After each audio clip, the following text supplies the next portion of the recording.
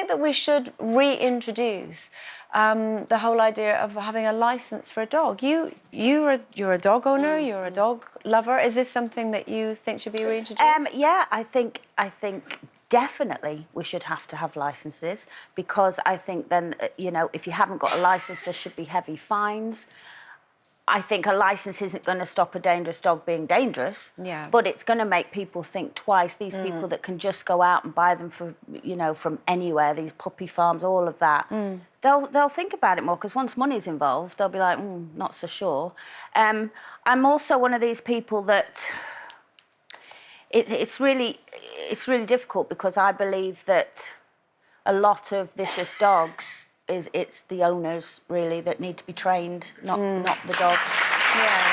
You know, I mean, I'm, you know, I've got 4 dogs, 4 different breeds of dogs, and so, you know, I'm very conscious of, you know, I wouldn't let my nieces and nephews run around with them too much or mess them. You know, they're always very well, be careful with the dogs, don't touch the dog, you know, all of that. And my dogs are friendly, but I still don't trust them. You know, they're dogs at the end of the day, and the only way they can say you are really getting on my nerves is to snap at you. Yeah. So it's like when you see them over the park or whatever, and you get this great big dog, and especially when my daughter was very little, I'd sort of just gently move her. Yeah.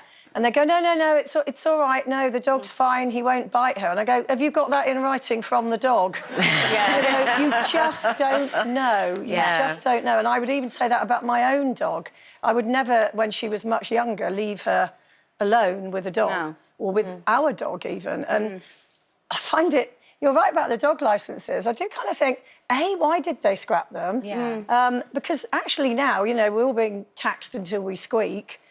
Dog tax. I mean, how have they missed that? You know, it's very surprising they haven't gone, well, if you choose to have a dog, you've got to pay us some money to register it.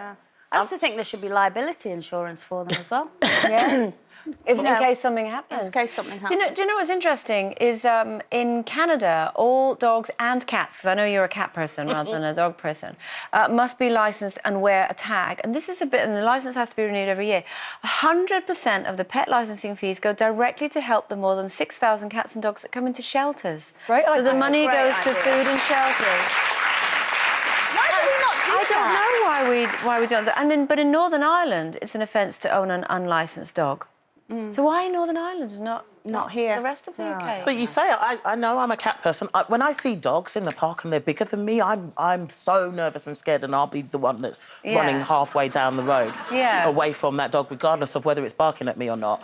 But even with my cats, I licensed them, I registered them, I put little microchips in them, so that you know, so just add that cost on to the microchip and charge that person, and then that's quite nice that they're doing that. The money goes for a good cause. It's a very good idea. I'm all for dog licenses. And it is a little line in the sand, isn't it? I think if you have to register, because you know, I know you've done a lot of work with animal charities and stuff, and they do say that, you know, they come to your house and.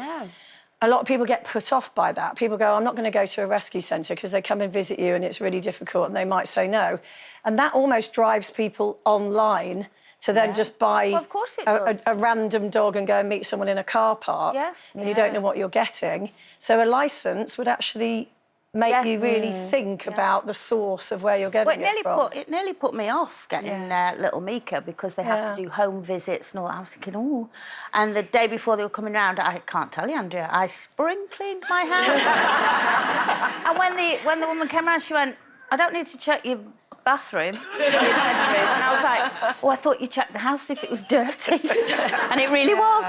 No, and it was just to come round and make sure it's the right dog for the family. They talk to the whole family. And also to look in the garden, see if it's safe and give you handy tips of what to do. In actual fact, I thought, what a great idea. And if it puts you off getting a dog, then you shouldn't have a dog. You shouldn't have one in the first place. I know a lot of you know... especially if we talk about it a lot on my website, that we fostered Miley, who's she came to us and she was called Annie, but the kids decided to call her Miley after Miley Cyrus. I don't know why we got that name. But decided to foster a dog after Jackson died, so that we could just experience the sort of joy and love of a dog and give it a fresh start.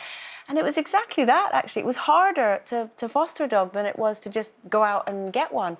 But we embraced it and took it all on board because we wanted to show people, actually, maybe fostering is a good idea if you're not sure about whether to get a dog or not. Yeah. It's almost not quite try before you buy, but you get to experience what it's like while knowing that you're helping the dog You're all out. talking from the perspective of being responsible dog owners. Yeah. And the ones that are the worry are the ones that aren't responsible. And won't care whether you need a license or not anyway.